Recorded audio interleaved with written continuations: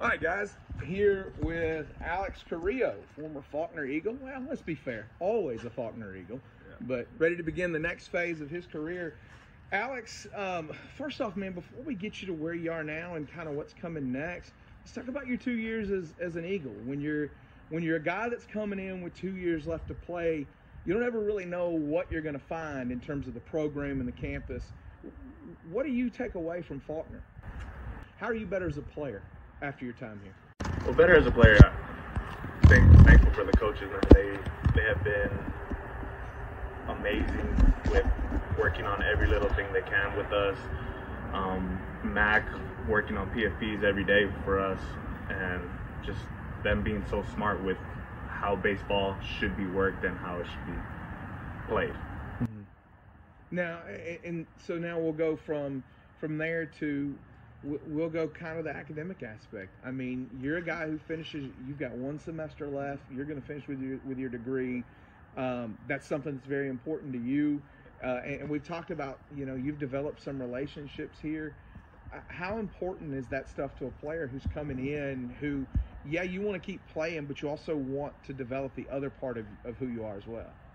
Yeah, my mom always told me, backup plan, always have a backup plan. Even when that backup plan fails, you got to have some sort of other backup plan. Mm-hmm. And having people always around me, like Jonathan Villa, he's always with me, he's always pushing me, he's always there.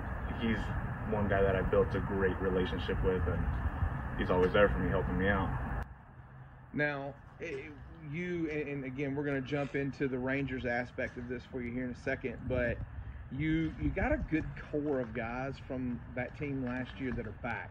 Really more starters returning this year than we're accustomed to, at least in the field. How do you feel about that core of guys and what they can accomplish this year? I mean, last year we had a good team. There wasn't necessarily a captain of the team. We all came in mentally as captains.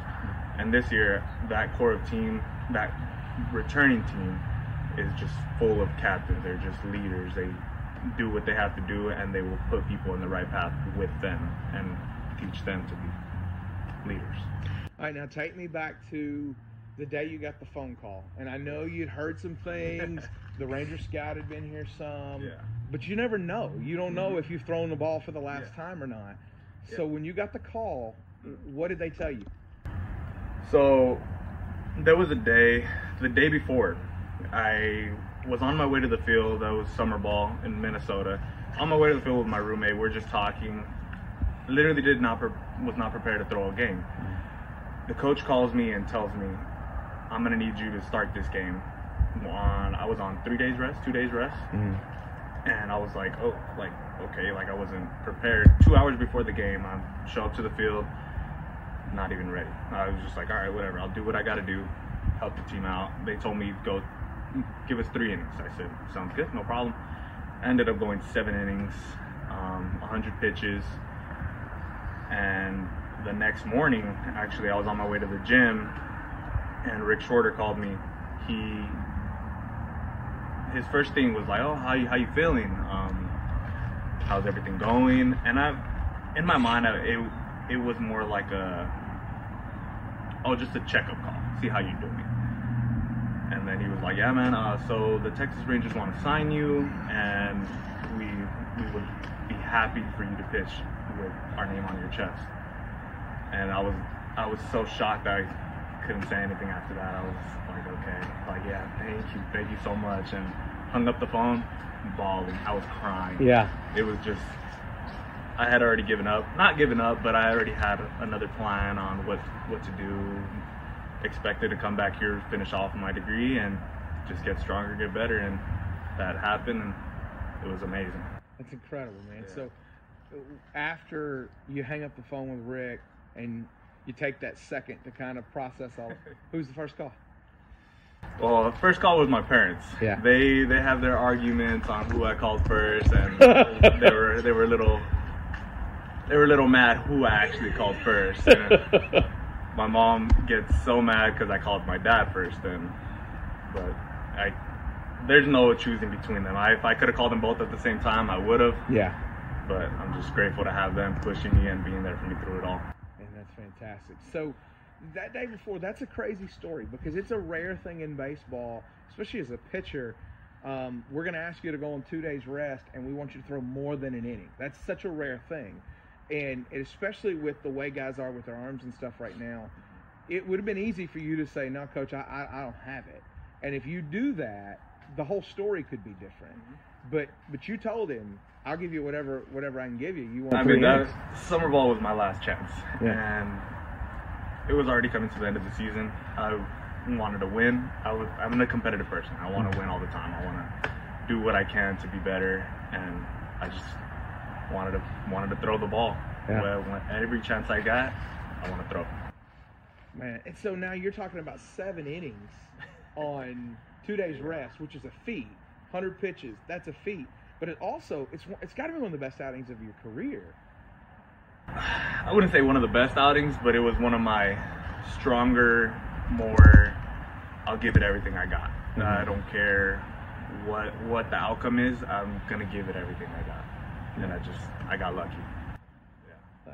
Well, it takes a little bit of skill for that too, buddy, and you developed that's for sure.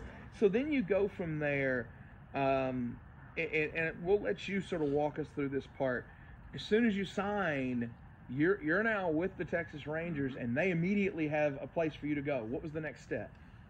Well, I was in Arizona when I signed, and I finished off with their rookie team, and I'm just grateful for the Texas Rangers to give me that opportunity.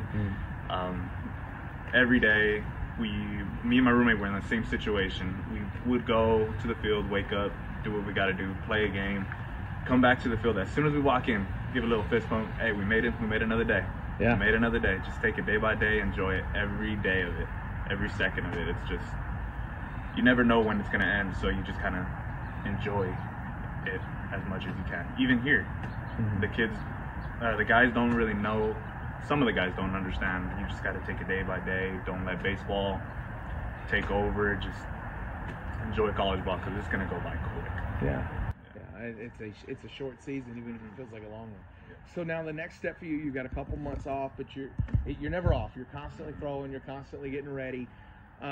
As you came out of rookie ball and you started to look at the next season, what were the things you saw in yourself as a pitcher that you said, I got to work on this over the off season?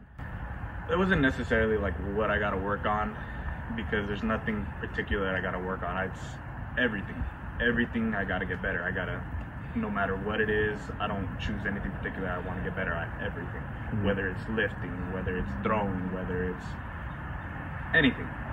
School, I want to get better at it and just be the best I can for it.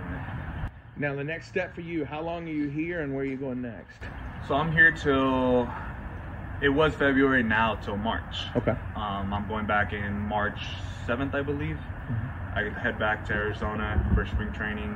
I'll be out there for a month, and from there they'll send me to wherever they think I belong, and I'll just give it everything I got.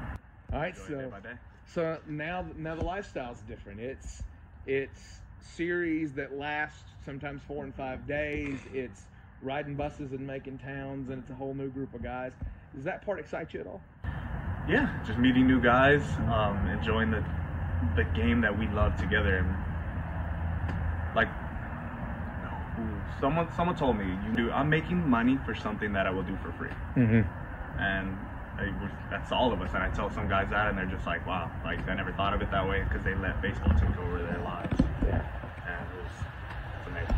That's awesome, man. So for folks who don't know, a lot of guys, they sort of make these divisions in their head, and they think, well, if I'm going to pitch in college, I got to throw D1.